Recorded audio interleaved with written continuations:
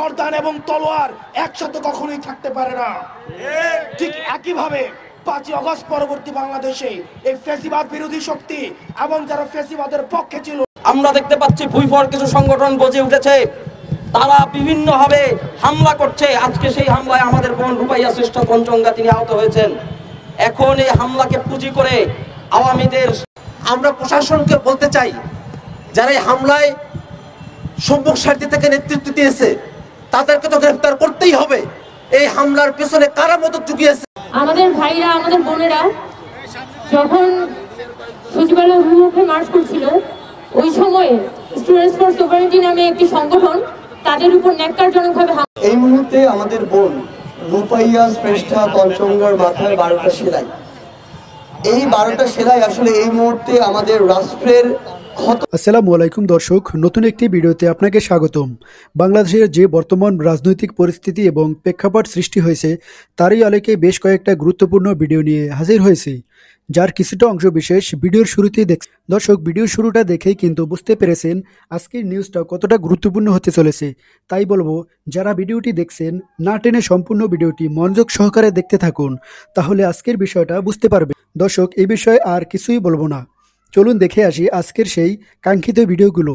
তার আগে বলবো, যারা এখনও চ্যানেলটি সাবস্ক্রাইব করেননি অবশ্যই সাবস্ক্রাইব করে পাশে থাকা বেল বাটনটি অন করে দিবেন, আর যারা ইতিমধ্যে সাবস্ক্রাইব করেছেন তাদেরকে অসংখ্য ধন্যবাদ।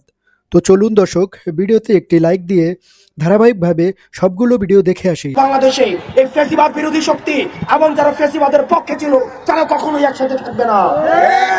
আপনি যদি 5ই আগস্টের পক্ষে থাকেন, আপনি যদি জুলাইয়ের অভ্যুত্থানের পক্ষে থাকেন, আপনি যদি ফ্যাসিবাদ বিরোধী শক্তি হয়ে থাকেন, তাহলে আওয়ামী লীগের যে ষড়যন্ত্র রয়েছে, আওয়ামী লীগের যে সফট কালচারাল হিজামনি রয়েছে, সেগুলোর বিরুদ্ধেও এই 5ই আগস্ট পরবর্তী সময়ে আপনার সুস্পষ্ট এবং দৃশ্যমান অবস্থান বজায় রাখতে হবে। ছাত্রলীগের যে নৃশংস নির্যাতন গত দীর্ঘ 1.5 যুগের বেশি সময় ধরে যে নির্যাতনের ধারাবাহিকতা অব্যাহত ছিল, সেখানে যে কি স্লোগান ছিল, এই স্লোগানটি ছিল তুমি কে আমি কে, বাঙালি বাঙালি।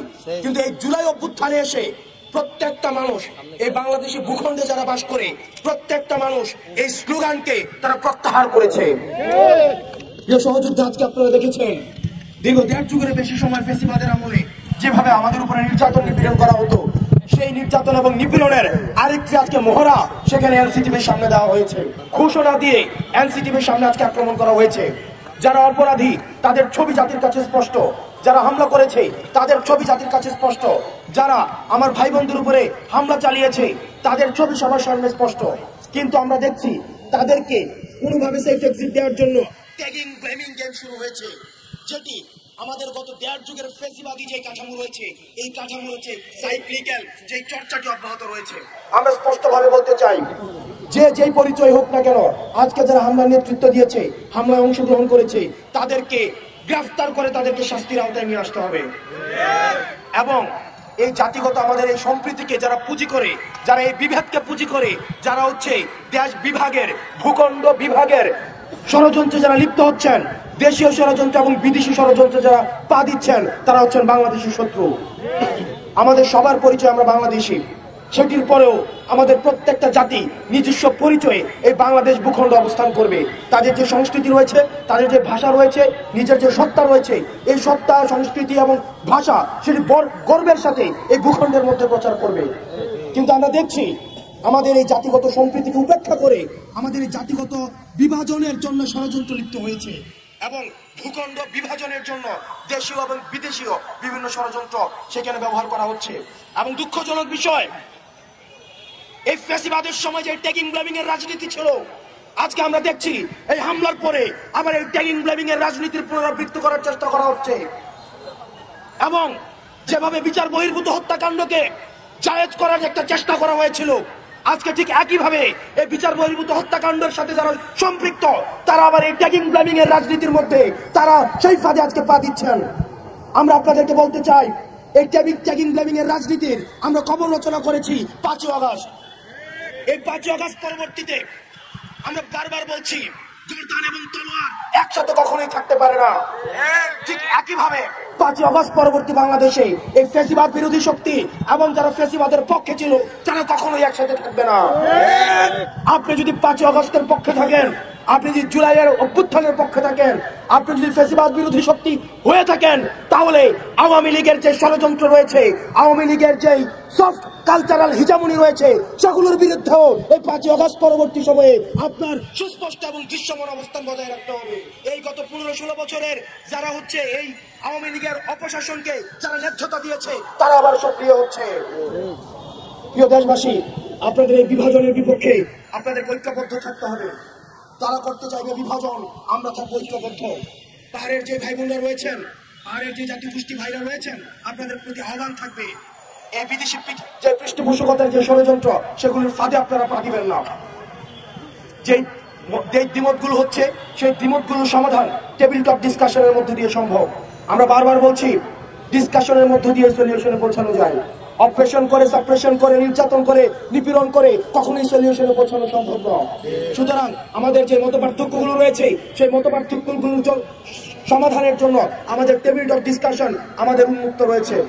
আমরা ডিসকাশনের মধ্য দিয়ে আমাদের এই মতবিরোধগুলোকে আমাদের ঐক্যমত্যের আমরা পৌঁছাবো এবং সবাইকে আহ্বান জানাবো, আমাদের যে ফ্যাসিবাদ পরবর্তী যে সংগ্রাম, এই দীর্ঘমেয়াদী সংগ্রাম আমাদের অব্যাহত রয়েছে।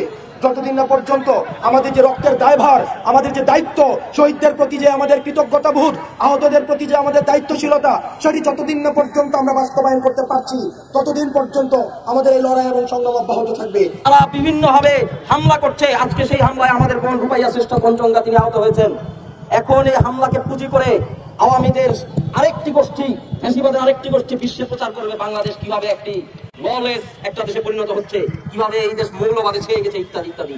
এই পুরনো রাজনীতি আমাদের চেনা, এই রাজনীতিতে আবারও আমাদেরকে ফিরিয়ে নিয়ে যাওয়ার চেষ্টা করা হচ্ছে। আমরা দেখতে পেয়েছি আজকে হামলার সময় একইভাবে তুমি কে আমি কে বাঙালি বাঙালি বলে উগ্র জাতীয়তাবাদী ছাত্রলীগের স্লোগান দেওয়া হয়েছে। আমাদের কাছে স্পষ্ট হয়ে গেছে এই রাজনীতিটা কি। আমরা জুলাইয়ের পরে যে জুলাইয়ে ধর্ম বর্ণ নির্বিশেষে, নৃতাত্ত্বিক পরিচয় নির্বিশেষে বাংলাদেশের জনগণ নেমে এসেছিল, এই রাজনীতি আমরা বাংলাদেশে আর প্রতিষ্ঠিত হতে দিব না। এই রাজনীতির যেই অংশ, যেই পরিচয় নিয়ে আমাদের সামনে আসুক না কেন, আমরা তাদেরকে প্রতিহত করব। বাংলাদেশে আমাদের মধ্যে দ্বিমত থাকতে পারে, আমাদের মধ্যে বিভিন্ন কথা থাকতে পারে, বিভিন্ন ইস্যুতে বিভিন্ন মতামত থাকতে পারে। আমরা জুলাইয়ের মধ্য দিয়ে একটি গণতান্ত্রিক পর্বে অতিক্রম করেছি। আমাদের মধ্যে আমাদের নিজেদের মতামতকে আমরা গণতান্ত্রিকভাবে সমাধান করব। বাংলাদেশের পুরো রাজনৈতিক বন্দোবস্ত, সহিংসতার রাজনীতি, স্টাম্পের রাজনীতি বাংলাদেশে আর চলবে না। মনে রাখবেন, আপনি যেই হন, আপনার মতাদর্শিক পরিচয় যাই হোক না কেন, আপনার আদর্শ, আপনার ব্যানার যাই হোক না কেন, স্টাম্পের রাজনীতি যে করবেন বাংলাদেশের জনগণ তাকে ছুঁড়ে ফেলে দিবে। জুলাইয়ের পরে এই রাজনীতির কোনো জায়গা নাই। এই রাজনীতি আপনি যদি করতে আসেন তাহলে আপনি ছাত্রলীগের উত্তরসূরি, এটা সবার কাছে স্পষ্ট।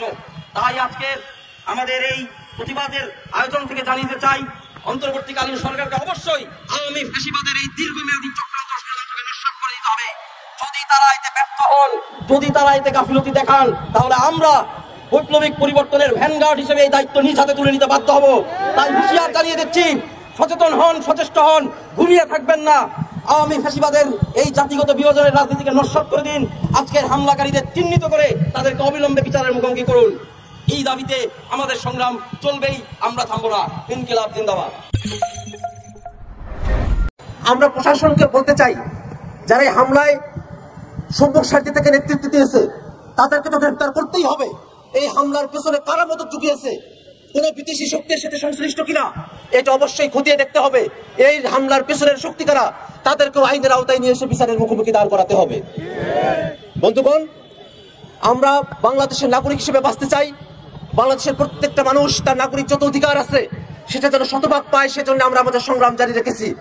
আমাদের এই সংগ্রামের পথে যারা কাটা হবে, অবশ্যই অবশ্যই জনগণকে সাথে নিয়ে আমরা সেই কাটাগুলোকে উপরে ফেলে দেব। আমরা অবশ্যই চাইবো, যারা আজ এনসিটিভি ভবনের সামনে আমাদের উপরে হামলা চালিয়েছে, তাদেরকে যেন পুলিশ অতি দ্রুত গ্রেফতার করে। এবং একই কথা বলতে চাই, গ্রেফতার করে পরের দিনে জামিন দিয়ে দিবে, এইরকম টালবাহানা আমরা সহ্য করব না। তাদেরকে অবশ্যই বিচারের মুখোমুখি হতে হবে এবং সর্বোচ্চ শাস্তি নিশ্চিত করতে হবে বাংলাদেশের বিভাজনের রাজনীতিকে। স্টুডেন্টস ফর সভারেন্টি নামে একটি সংগঠন তাদের উপর ন্যাক্কারজনকভাবে হামলা চালায়। ওই সময় কিন্তু আমাদের দেশের যে আইন শৃঙ্খলা বাহিনী তখন সেখানে প্রেজেন্ট ছিল এবং পুরো ভিডিও ফুটেজ গুলোতে খুব স্পষ্টভাবে দেখা যাচ্ছিল যে কারা হামলাগুলো করেছে এবং আইন শৃঙ্খলা বাহিনীর ভূমিকা কি ছিল। আমাদের আসলে লজ্জা লাগে যে এই জুলাই আগস্টের অভ্যুত্থানের মধ্য দিয়ে আমরা যে একটা ইনক্লুসিভ বাংলাদেশের কথা বলেছিলাম, যেখানে সকল জনগোষ্ঠী তারা এখানে মাথা তুলে নিজের অধিকারের কথা বলবে। যদি কারো পছন্দ না হয় তাহলে সেটা আলোচনা টেবিলে সমাধান হবে। কিন্তু এটা খুবই লজ্জাজনক যে আজকে জুলাই অভ্যুত্থানের মাত্র 5 মাসের মাথায় আমরা দেখতে পাচ্ছি যে শেখ হাসিনার আমলে যেভাবে করে ট্যাগিং দিয়ে রাজনীতি হতো, যেভাবে করে অনবরত ছাত্রলীগ একটা পক্ষকে মেরে, আন্দোলনকারীদের মেরে নিজের মাথায় ব্যান্ডেজ লাগিয়ে তারা হাসপাতালে ভর্তি হয়ে যেত, একই দৃশ্যের পুনরাবৃত্তি হচ্ছে। অথচ গত 15 বছরে কিন্তু আমাদের ইন্টেলিজেন্স ফোর্সের যদি আপনারা অ্যাক্টিভিটি দেখেন, তারা পান থেকে চুল খসলে পাঁচটা বাসা থেকে তুলে নিয়ে যেত, ফেসবুক অ্যাক্টিভিটি দেখে গ্রেফতার করে ফেলতো, প্রত্যেকটা চলাফেরার উপর কিন্তু নজরদারি চলতো। কিন্তু আজকে বাংলাদেশে কিন্তু যা তা পরিস্থিতি, কিন্তু আমাদের গোয়েন্দা সংস্থার কোনো ধরনের অ্যাক্টিভিটি আমরা দেখতে পারি না।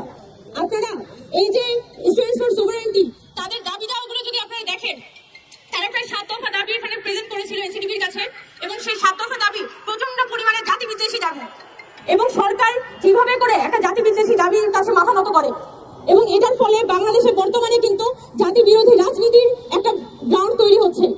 যে কোনো ধরনের মব ভায়োলেন্স যদি সরকার এখানে প্রমোট করে, তাহলে উগ্রবাদী অংশগুলো নানানভাবে কিন্তু সেটা সুযোগ গ্রহণ করতে পারে।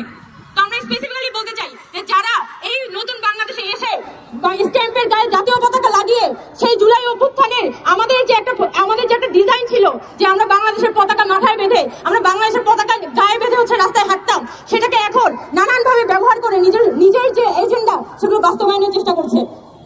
আমরা সরকারের কাছে বিশেষভাবে আবেদন জানাই যে আপনারা যদি বাংলাদেশে জাতিগত শান্তি প্রতিষ্ঠা করতে চান, আপনারা যদি আসলেই ইনক্লুসিভ বাংলাদেশ প্রতিষ্ঠা করতে চান, আপনারা যদি আসলে এই দেশে সংস্কার করতে চান, তাহলে এই ধরনের কোনো এজেন্ডা আপনারা বাস্তবায়ন হতে দিবেন না।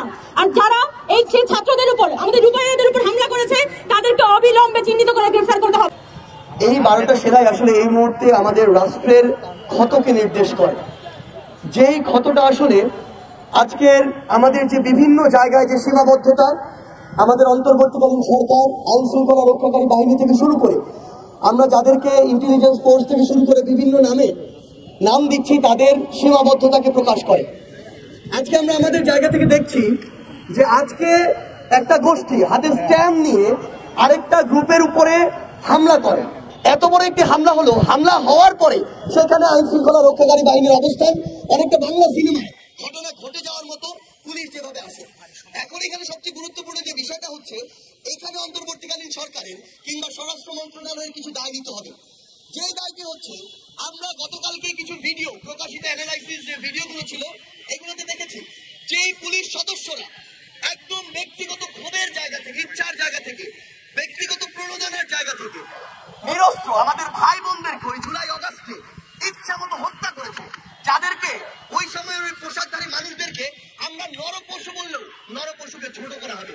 তারা যেভাবে মন চাইলো, একজন মানুষ হাত তুলে তার সামনে দাঁড়িয়ে আছে, 20 জন পুলিশ, তার ইচ্ছা হয়েছে সে গুলি করলো, তার পুরো শরীর রক্ত ভিজে গেল, লাশটা দিয়ে মাটিতে লুটিয়ে পড়লো। এভাবে যারা হত্যা করেছে, হত্যার পর এখন তাদের কি অবস্থা? তাদের নামে মামলা হয়েছে, সেই মামলার কোনো হদিস নাই, তাদের কোনো বিচার হচ্ছে না। দৃশ্যমান বিচারের যদি কোনো কাঠামো দেখছি, আবার গ্রেফতারের পরে জামিন হয়ে যাচ্ছে। তো তারা যখন এত বড় অপরাধ করার পরে পার পেয়ে যাচ্ছে, এইখানে সবচেয়ে বড় সমস্যাটি হচ্ছে তাদের যে দায়বদ্ধতা ওই পোশাকের উপরে, শপথের উপরে, এটি তারা এখন আর অনুভব করছে না। এবং এই যে এত বড় অপরাধগুলো করার পরে তাদের যে শাস্তি হওয়ার কথা ছিল, এটি না হওয়ার কারণে অন্য যারা পুলিশ সদস্য রয়েছে, আইন শৃঙ্খলা রক্ষাকারী বাহিনী রয়েছে, তাদের দায়িত্ববোধের যে জায়গাটি সেটি নড়বড়ে হয়ে গেছে। তো সবচেয়ে গুরুত্বপূর্ণ কথা হচ্ছে, কেউ একজন পোশাক পরলো, শপথ নিল, তার যে দায়িত্ব সেটি পালন করতে পারলো না, এবং না পারার পর অন্তর্বর্তীকালীন সরকার বলি, ওই মন্ত্রণালয় বলি, তারা কোনো ব্যবস্থা নিল না, তাহলে এরকম অনাকাঙ্ক্ষিত ঘটনা একটার পর একটা ঘটবে।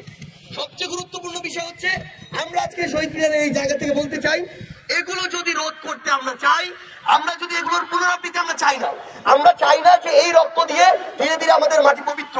জুলাই আমরা যে রক্ত দিয়েছি, এরপরে এই বাংলাদেশের মাটিতে আমরা এমন অনাকাঙ্ক্ষিত ঘটনার মাধ্যমে এক ফোঁটাও রক্ত দিতে চাই না। আমরা এখন নতুন একটা বাংলাদেশ চাই, যেই বাংলাদেশের স্বপ্ন আমরা জুলাই অগস্টে দেখেছিলাম, সেটি যদি আমরা আমাদের জায়গা থেকে বাস্তবায়ন করতে চাই, সবার আগে লাগবে দৃশ্যমান শাস্তি।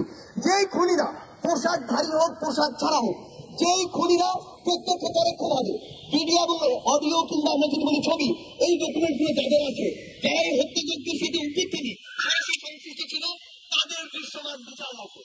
এমন অন্তত 10-20টা ঘটনা রয়েছে যাদেরকে 1 মাসের মধ্যে একটা তদন্তের মাধ্যমে, বিচারিক প্রক্রিয়ার মাধ্যমে আনা যায়। গতকালকে যে দুটো ভিডিও প্রকাশ পেয়েছে, ওই 2টা ভিডিওর খুনি কারা সেটা বের করতে 3 দিনের বেশি লাগার কথা না। তারপরও যদি এই দীর্ঘসূত্রিতা দেখা দেয়, সেটা এরকম অনাকাঙ্ক্ষিত একটার পর একটা ঘটনাকে ত্বরান্বিত করবে। এখন সবচেয়ে গুরুত্বপূর্ণ বিষয় হচ্ছে ওই ঘটনাগুলোর বিচার করতে হবে। আজকে যে ঘটনা হয়েছে এটার বিচার করতে হবে। এই বিচার খালি এই গাল গল্পের মধ্যে সীমাবদ্ধ থাকলে হবে না, এই বিচার দৃশ্যমান হতে হবে। আজকে আমার কাছে ছবি আছে, ভিডিও ডকুমেন্টস আছে, তারা সন্ত্রাসী কার্যক্রম করেছে, ফৌজদারি অপরাধ করেছে, তাদেরকে কেন এখনো গ্রেফতার করা হচ্ছে না? এই গ্রেফতার করতে কি কারো কলের প্রয়োজন আছে? গণভবন থেকে কলের প্রয়োজন আছে? এরকম তো কোনো কিছু প্রয়োজন নেই। তাই আমরা আমাদের জায়গা থেকে শুধু একটা জিনিস বলি, যে যে জায়গায় দায়িত্বে আছে, হোক স্বরাষ্ট্র মন্ত্রণালয়, হোক অন্তর্বর্তীকালীন সরকার, হোক পুলিশ, কিংবা যে কেউ, নিজের দায়িত্বটা যদি ঠিক মতো না পালন করে এবং না করলে তাদের বিরুদ্ধে যদি ব্যবস্থা না নেওয়া হয়, এই অনাকাঙ্ক্ষিত ঘটনা একটার পর একটা ঘটবে, যেটা এই নতুন বাংলাদেশে কখনো প্রত্যাশিত নয়। আমরা স্পষ্ট করে শুধু একটা জিনিসই বলি, আগামী অল্প কয়েকদিনের মধ্যে এটা যদি দৃশ্যমান কোনো বিচার না হয়, তাহলে আলটিমেটলি তাদের প্রতি আমাদের যে আস্থার জায়গাটা সেটা নষ্ট হবে। আর সেটা যদি নষ্ট হয়, দর্শক, আমি আশা করি আপনি সবগুলো ভিডিওই মনোযোগ সহকারে দেখছেন। সেই সাথে দর্শক, এই ভিডিওগুলো সম্পর্কিত যদি কোনো তথ্য এবং মতামত থাকে তাহলে কমেন্টে জানাবেন। এতক্ষণ সাথে থাকার জন্য ধন্যবাদ। আজকের মতোই এ পর্যন্তই। আল্লাহ হাফেজ।